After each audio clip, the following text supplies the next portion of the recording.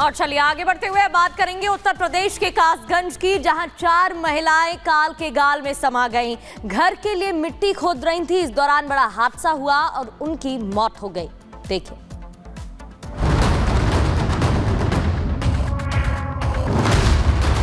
टीला धड़ाम, मचा कोहराम।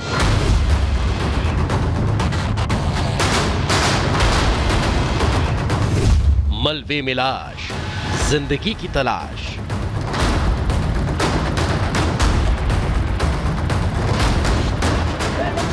चीख पुकार चित्कार से मचे हाहाकार और मलबे के ढेर की यह खौफनाक तस्वीर उत्तर प्रदेश के कासगंज की है, जहां एक मिट्टी का टीला देखते ही देखते ढह गया, जिसमें 4 लोगों की जान चली गई। वहीं मलबे में दबी कई जिंदगियों को सकुशल बाहर निकाला जा सका।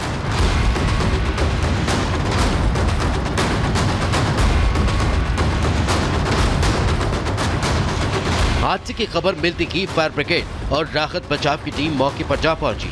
सबसे पहले जेसीबी की मदद से मिट्टी और मलबे को हटाया गया, फिर एक एक कर महिलाओं को बाहर निकालने का काम शुरू किया गया, जिन्हें मलबे से निकालकर घायल अवस्था में अस्पताल में भर्ती कर पाया गया।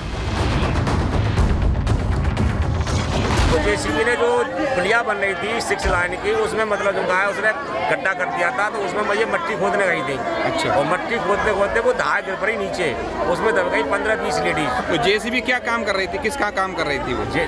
6 लाइन की जो पुलिया बन रही थी वो काम कर रही थी। हाईवे बन रहा है, हाईवे बन रहा है उसका। तो ये लोग मिट्टी निकालने गए थे। घर की लिपाई छबाई के लिए मिट्टी लेने गई महिलाओं के हादसे का शिकार होने की जानकारी लगते ही मुख्यमंत्री योगी आदित्यनाथ ने शोक प्रकट किया और घायलों के उचित इलाज के लिए जरूरी दिशा निर्देश दिए। इतना ही नहीं, सीएम के निर्देश पर मौके पर पहुंची जिला अधिकारी ने लापरवाही होने पर कार्रवाई की बात कही है। 9 महिलाओं को एक्सकवेट किया गया है, जिसमें से 4 बहुत डेड थी डिस्ट्रिक्ट हॉस्पिटल में और बाकियों के इंजरीज हैं, टोटल 9। और रेस्क्यू ऑपरेशन पूरे रूप से चला है। यहाँ पे जेसीबी के बाद एक्सकवेटर लगा के पूरे एरिया को हम लोगों ने सही से चेक कर लिया है एंड अब संभावना कम लग रही है और कोई महिलाएं अंदर नहीं। लापरवाही हुई, कार्रवाई का भरोसा दिया गया, लेकिन सवाल अभी भी बरकरार है। आखिर बार बार कार्रवाई के बाद भी हर बार ऐसी घटनाएं क्यों सामने आ जाती हैं? इन हादसों पर लगाम कब लगेगा और इसकी जवाबदेही किसकी तय होगी? Bureau report, Republic Bharat.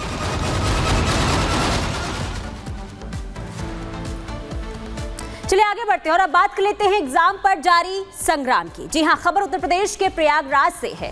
Prayagraj 2 दिन से उबल रहा है क्योंकि 16 लाख अभ्यर्थी सड़कों पर उतर गए हैं, प्रदर्शन कर रहे हैं, अपनी मांगों को लेकर लगातार नाराजगी व्यक्त कर रहे हैं और यही वजह है कि लोक सेवा आयोग के बाहर आज भी उनका प्रदर्शन जारी है। कल लाठीचार्ज इन छात्रों पर किया गया था, तो आज थाली पीटकर ये छात्र प्रदर्शन करते हुए नजर आ रहे हैं। रिपोर्ट देखिए।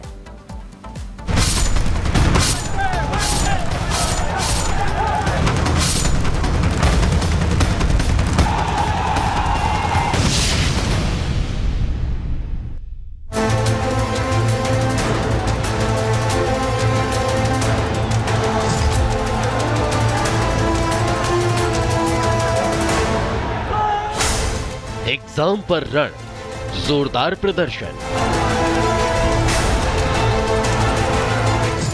एग्जाम का नया फॉर्मूला, हाई वोल्टेज ड्रामा।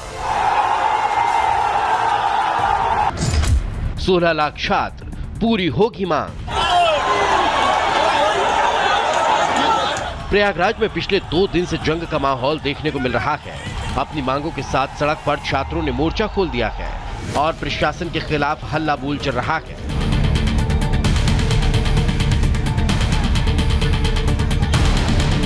छात्र अपनी मांगों के साथ पिछले 2 दिनों से यूपी लोक सेवा आयोग के बाहर जमकर प्रदर्शन कर रहे हैं। सोमवार को स्थिति इतनी बिगड़ गई कि पुलिस और रैपिड एक्शन फोर्स को बल का इस्तेमाल करना पड़ा। सड़कों पर जिन छात्रों को लाठी भांजी गई, उनमें से कोई कल पीसीएस अधिकारी बनेगा तो कई समीक्षा अधिकारी, लेकिन किसी के साथ कोई रहम नहीं।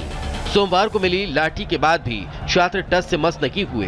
वो एक बार फिर से आर पार की जंग के लिए तैयार है।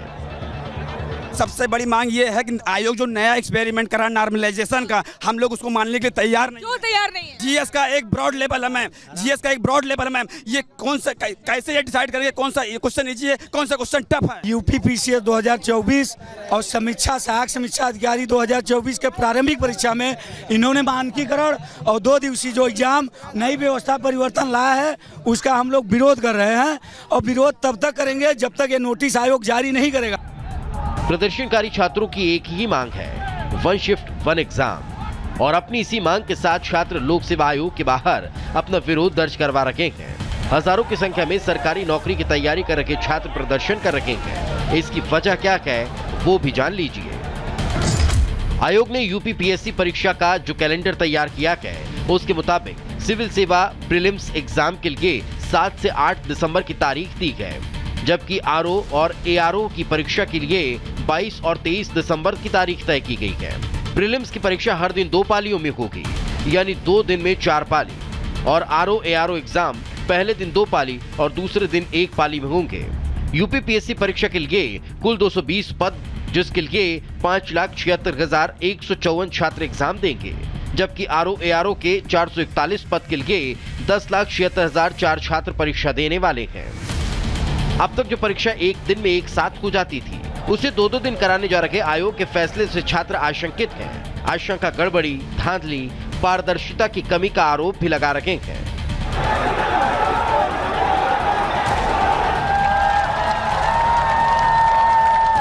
अब सवाल है, और भी इम्तिहान 2 दिन में होते हैं और अंकों को नॉर्मलाइज करके उनका परिणाम आता है, लेकिन इन छात्रों के प्रदर्शन और गुस्से का कारण क्या है? आयोग ने पहली बार नॉर्मलाइजेशन यानी नॉर्मलाइज्ड स्कोर की प्रक्रिया लागू की है। छात्र इसका विरोध कर रहे हैं। उनकी मांग है कि परीक्षा एक दिन में ही एक शिफ्ट में कराई जाए। नॉर्मलाइजेशन यानी मानकीकरण की प्रक्रिया निरस्त की जाए। नॉर्मलाइजेशन फॉर्मूले से परसेंटेज पर असर होगा। आयोग की तरफ से गोलमोल जवाब देने की कोशिश किया जा रहा है, कोई संतोषजनक उत्तर अभी तक नहीं आया है। वही पुरानी डेट में अडिग है, वो हम लोग में बात मानने के तैयार नहीं है। वो फुल रूप से मूड बना लिया कि हम करप्शन करेंगे। हमारा कहना ये है कि 1 शिफ्ट 1 एग्जाम हो, इससे करप्शन नहीं होगा। छात्रों को डर और भी, लेकिन यूपी लोक आयोग का कहना है कि पारदर्शिता के लिए ही एक साथ 5-5 लाख छात्रों की परीक्षा एक पाली में 2 दिन करवाई जा रही है। Bureau report, Republic Bharat. और चलिए अब बात करते हैं टीएमसी के सनातन विरोधी चेहरे की। टीएमसी का सनातन विरोधी चेहरा एक बार फिर से सामने आया है। दिल्ली में सोचिए, एक अपार्टमेंट था, सांसद अपार्टमेंट, वहां पर जागरण चल रहा था, जिसे टीएमसी के नेता ने जाकर के रुकवा दिया। सवाल ये कि आखिर इतनी आपत्ति क्यों? जागरण अगर हो रहा था तो इसे रुकवाने की जरूरत क्या थी? एक रिपोर्ट दिखाते हैं।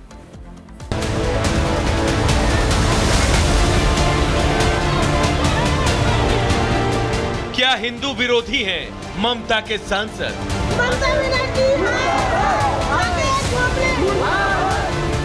क्या टीएमसी सांसद को जागरण से दिक्कत है? क्या टीएमसी को हिंदू देवी देवताओं से नफरत है?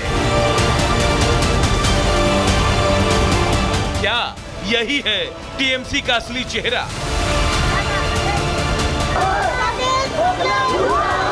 ये सवाल हम नहीं उठा रहे। टीएमसी सांसद साकेत गोखले ने जो किया, उसके बाद ये सवाल उनके और उनकी पार्टी यानी दीदी के टीएमसी पर उठ रहे हैं। दरअसल नई दिल्ली के ब्रह्मपुत्र सांसद फ्लैट्स के पास बने क्वार्टर में पिछले 25 साल से हर साल माता की चौकी और जागरण का आयोजन किया जाता है, लेकिन टीएमसी के सांसद साकेत गोखले ने खुद वहां जाकर इसे बंद कराने की धमकी दी। इसके बाद मां की बीमारी का हवाला देकर पुलिस भेजा और जागरण को बंद करवा दिया। साकेत गोखले की इस हरकत के बाद लोग काफी नाराज हैं। हम तो चाहते हैं 1 घंटे के लिए सही, 2 घंटे के लिए सही, धीमी आवाज में हो जाए, लेकिन हो जाए, शांति से हो जाए। पुलिस भी आई हुई थी, वही एमपी ने पुलिस को भेजा था रोकने के लिए। हम इन्हीं के घर में काम करते, यही हमको नहीं काम करने देते कि हमारे का भंडारा चला सके और कोई पूजा पाठ कर सके। जागरण के लिए मंच सज चुका था, लोगों की भीड़ इकट्ठा हो गई थी, कलाकार स्टेज पर बैठ चुके थे, लेकिन दीदी के सांसद को ये सब रास नहीं आया और जागरण पर पुलिस का पहरा लगवा दिया। लोग मिन्नतें करते रहे, गड़गड़ाते रहे, कम आवाज में जागरण करने की गुहार भी लगाए, लेकिन हिंदू देवी देवताओं से नफरत करने वाली टीएमसी के सांसद कहां पिघलने वाले थे। सो करा दिया जागरण बंद। इसके बाद लोगों से मिलने बीजेपी के पूर्व प्रदेश अध्यक्ष आदेश गुप्ता आए और कहा जागरण होगा, भले ही एक दिन बाद हो। यहाँ 24 साल से जागरण हो रहा है, माता का जागरण होता है, कभी कोई रोक रुकावट नहीं आई।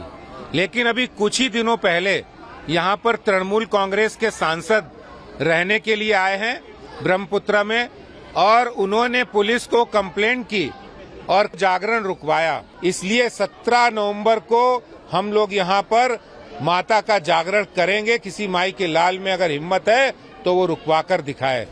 दिल्ली में टीएमसी सांसद की इस हरकत के बाद एक बार फिर टीएमसी का सनातन विरोधी चेहरा सामने आ गया, लेकिन अब लोग भी अड़े हुए हैं।